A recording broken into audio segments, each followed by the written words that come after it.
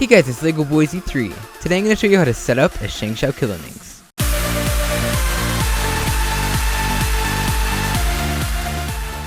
So I know recently there has been a lot of interest in this puzzle, the Shengshou Kilominx. A lot of people have been speed solving it and just messing around with it, figuring out the best way to do it. And so since out of the box these puzzles come pretty bad, like some of the sides on mine are just super stiff and you can barely turn them, while other ones are way too loose. Everything's just uneven. So today I'm just going to show you how to set it up. And so what I'm going to be doing is first I'm going to be taking pretty much everything apart, even the centers, and I'm going to be lubricating those, but you don't have to do that. However, I would recommend at least taking the puzzle apart, that way you can tension it correctly, just visually. So the first thing you want to get is something like a knife or just a blade of some sort, and get it under the center cap. So you see right there, that is actually a cap, and so if we just stick the knife blade just like that and we can pry up, then the cap should be able to come off. Just take a little bit the first time. But there you go, as you saw, it just popped off and went on the floor somewhere. And so now we can just continue to do this with all the other sides. And so now we can get our screwdriver out and just start unscrewing one of the sides. You're going to at least have to unscrew one of them because it's way too tight to begin with to take it apart otherwise. So yeah, just get at least one of those caps off and start unscrewing it. And here we go. So the mechanism of this will be pretty similar to that of a Megaminx. In fact, it's pretty much exactly the same. And a Megaminx is also pretty similar to a 3x3. So if you've taken apart a couple cubes before, you'll probably know how to do this. So what I'm going to do is I'm going to put the screw back in there and set it off to the side. Then I'll just push these up here and then continue taking it apart. So opening it up, I can tell there's quite a bit of lube in here. I'm not sure if I did that or if it came stock like that. Yeah, I really don't know, but I'm going to be washing it out anyway. But first off, I'm just going to start undoing all of these sides, and I'm going to lubricate the springs and screws. Okay, so as you can see here, I unscrewed all the center pieces from the core, and I actually went around and wiped the lube off of all these pieces too. And so now what we're going to do is we're going to start putting these center pieces back on, but first we're going to lube them. So I'm going to use this cubicle weight 4 lube that I have, and it doesn't appear that there's any washer or anything in there, so what I can do is just get a little bit of lube out on the end, put it right in there, and then I'm also going to put a little bit right where the spring goes, just like that.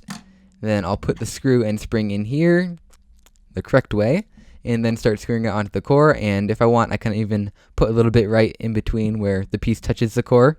And if you need any more detail on how to do this, then check out my 3x3 lubrication tutorial, because I go in depth on doing this. But anyway, you're just going to want to screw this into the core and repeat it for all pieces, and I'll show you how to tension it evenly later. Okay, so here we go. We got all the center pieces on, and so basically what I did as I was tightening them is I would pull each center away from the core, and I just look at the distance from the actual centerpiece to the core. So I just look at that little gap right there, and I compare that to every other piece, and I basically just eyeball it and try and make each of them exactly the same.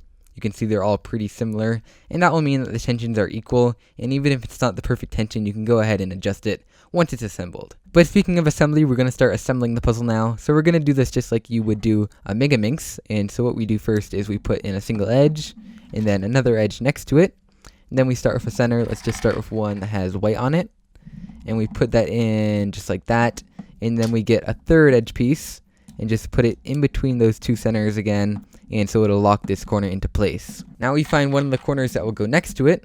You see this one will work right here, and we put an edge piece in next to where this piece needs to go, and then you put the piece in, and then you put this in, and we're just going to keep doing this until we have about one layer left. And so put a piece in, put the correct corner piece in. Let's just pretend this is correct, and then put in the edge. And so yeah, just repeat that process until it looks something like this. And so now what we can do is we can start putting the edge pieces of this last layer on. We'll probably have to unscrew it a little bit to get the last couple pieces to fit, but for now we can just begin.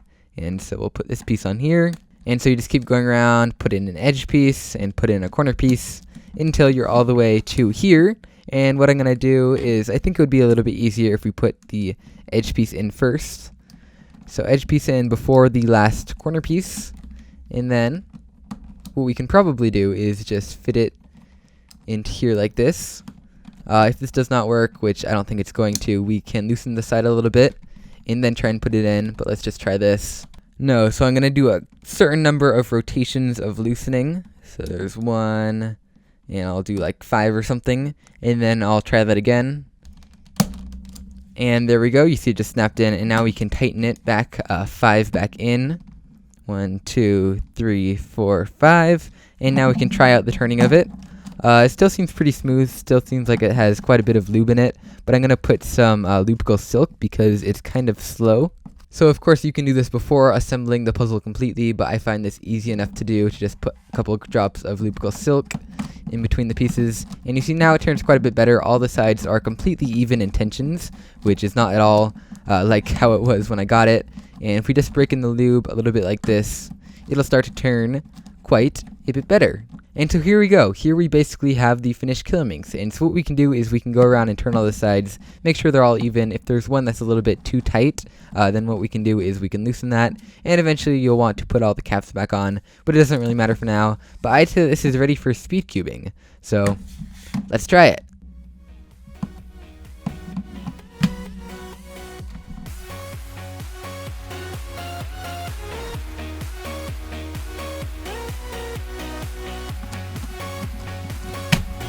There we go, minute 14. I actually messed up quite a bit there on the last layer.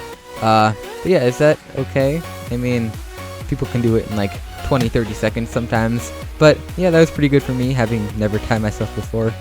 So yeah, that's pretty much how you set up a Kilominx, and I hope this helped you. And I'll see you guys next time.